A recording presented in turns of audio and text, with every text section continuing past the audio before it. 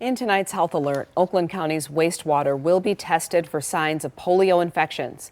The CDC has expanded its testing to select areas, which also includes a community in Pennsylvania.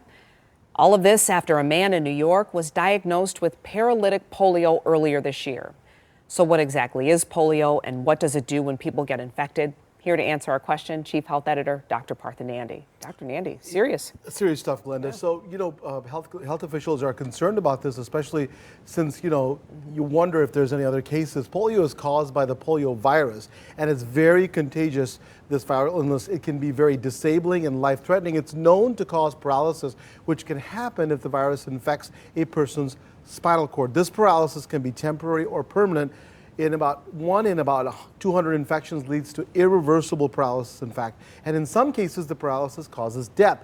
Among those who are paralyzed, between 2 and 10%, Glenda, will die. And that's because their breathing muscles are affected and they can't breathe. Now, healthcare workers are checking Oakland County's wastewater to see if polio is spreading in areas with low vaccination rates. Now, polio is typically spread through person-to-person contact. Most infected people do not show any symptoms. So most people would have been given that polio vaccine as a child. Does it last a lifetime? That's an important question. First of all, there is no specific treatment for polio and there is no cure. However, Glenda, physical therapy can help with limb weakness and might improve long-term outcomes.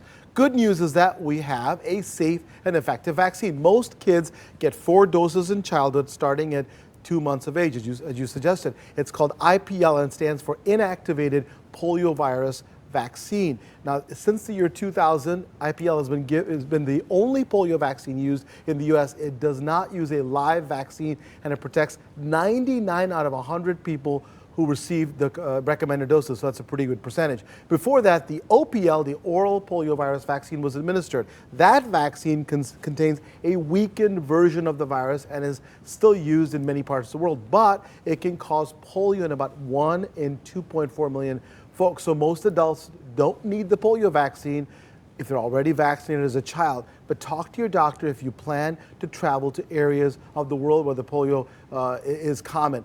Overall, I would say the risk of polio here in the U.S. is low, but if you're unvaccinated, this is important, you're definitely more at risk, and I encourage you to get the polio vaccine if you haven't. And we'll keep an eye on this because, it's concerning. We thought that, polio is something of the past, but now, we got to be concerned about that. Yeah, same with the measles. We're seeing recurring things we thought we were over. Yeah, and I think we just have to really trust science and think about the vaccines.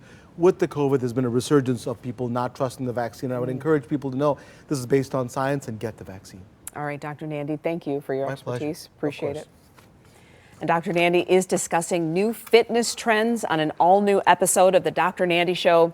It's on at a different time this week, 1:30 a.m. Sunday.